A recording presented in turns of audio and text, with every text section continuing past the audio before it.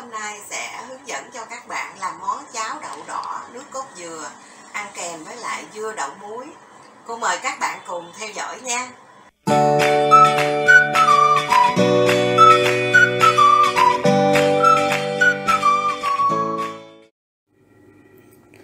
Để làm món này chúng ta cần có những nguyên liệu sau: đường cát trắng, muối, ớt cắt mỏng, tỏi băm nhuyễn, lá dứa cắt khúc và lá dứa bó cuộn lại,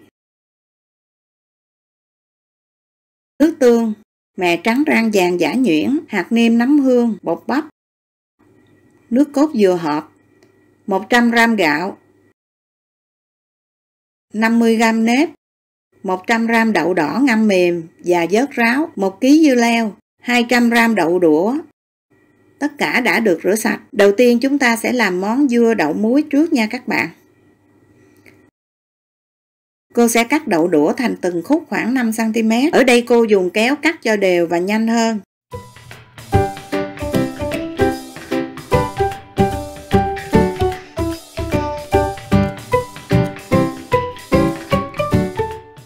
Dưa leo cô sẽ cắt phần đầu và bỏ phần cuống. Sau đó cắt theo chiều dọc, chia ra làm 4 miếng.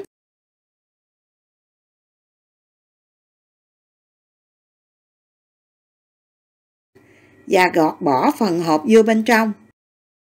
Kế tiếp chúng ta sẽ cắt dưa thành những miếng mỏng có độ dày khoảng 5 mm.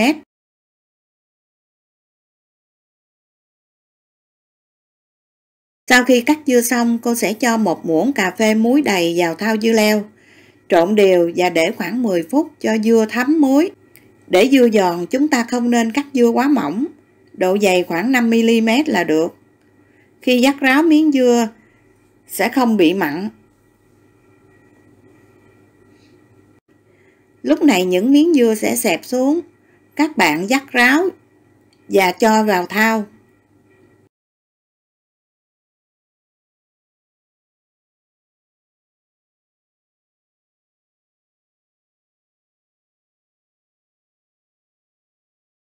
Bước kế tiếp chúng ta sẽ cho dầu vào chảo.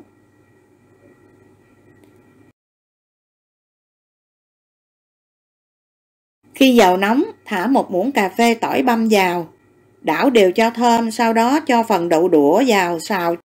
Cho tiếp 1 muỗng cà phê hạt nêm nấm hương vào trộn đều.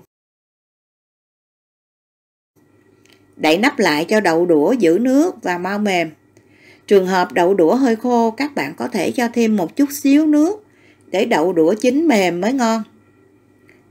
Khi đậu đũa mềm và cạn nước thì cô tắt bếp, mang ra để nguội. Lúc đậu đũa đã nguội thì mình sẽ trút đậu đũa vào chung với lại cái thau dưa leo mà mình đã vắt để trước đó. Kế tiếp chúng ta sẽ cho 3 muỗng canh đầy nước tương.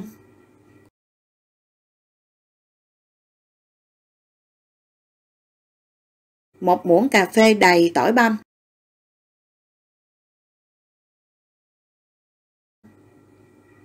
Một muỗng cà phê hạt nêm nấm hương. 2 muỗng cà phê đường cát. Nửa muỗng cà phê muối. Trộn đều tất cả những cái nguyên liệu lại với nhau cho thấm gia vị. Cho thêm một ít ớt cắt mỏng vào trộn đều. Món dưa đậu muối này chúng ta sẽ làm trước để cho gia vị được thấm đều. Sau đó chúng ta sẽ nấu cháo đậu đỏ sau. Tiếp theo cô sẽ hướng dẫn cho các bạn làm nước cốt dừa ăn kèm với cháo đậu đỏ. 150g nước cốt dừa hộp vào nồi. Sau đó cho thêm 150g nước, thêm 5g bột bắp, 2 muỗng cà phê đường cát,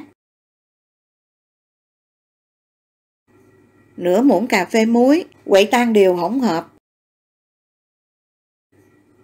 Và cho thêm lá dứa cắt khúc vào chung nồi. Đặt nồi lên bếp, mở nhiệt độ ở chế độ là lửa vừa thôi nha các bạn.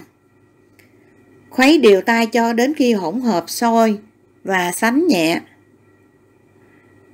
Lúc này chúng ta tắt bếp, mang nước cốt dừa xuống để nguội Khi nước cốt dừa nguội thì các bạn dùng đũa gấp những miếng lá dứa ra ngoài. Mè trắng rang vàng giã nhuyễn để có mùi thơm. Cô cho thêm khoảng gần 1 muỗng cà phê muối vào trộn chung với mè. Như vậy là ta đã có một cái lượng muối mè để ăn kèm với lại cháo đậu đỏ. Sau cùng cô sẽ nấu cháo đậu đỏ. 100g gạo và 50g nếp. Các bạn vo sạch để ráo. Rồi cho vào nồi đã được đặt lên bếp và có nước nấu hơi nóng. Kế tiếp cho 100g đậu đỏ ngâm mềm rửa sạch vào chung và nấu đến khi hỗn hợp sôi. Khi cháo đậu đỏ sôi thì chúng ta sẽ vớt bọt ra.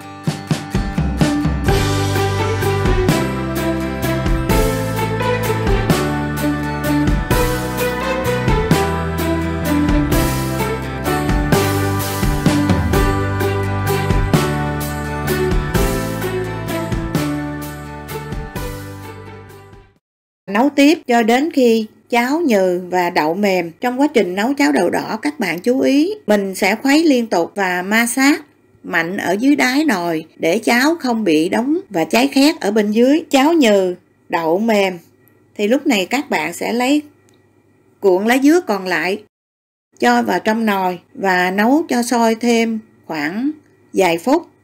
Sau đó tắt bếp. Thì các bạn lưu ý lá dứa mình thả vô trong nồi cháo, mình vẫn để nguyên trong nồi cháo để tạo cái hương thơm cho cái nồi cháo, không cần phải vớt ra nha các bạn.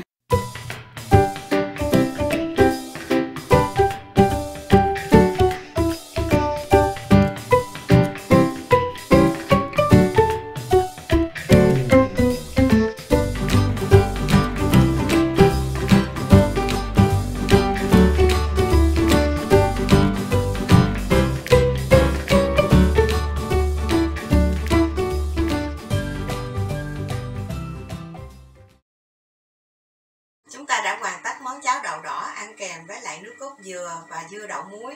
Cô mời các bạn cùng thưởng thức nhé. Bếp nhà cô Mỹ cảm ơn các bạn đã theo dõi video này. Hẹn gặp lại các bạn trong video kế tiếp. Chào tạm biệt các bạn. Bye bye.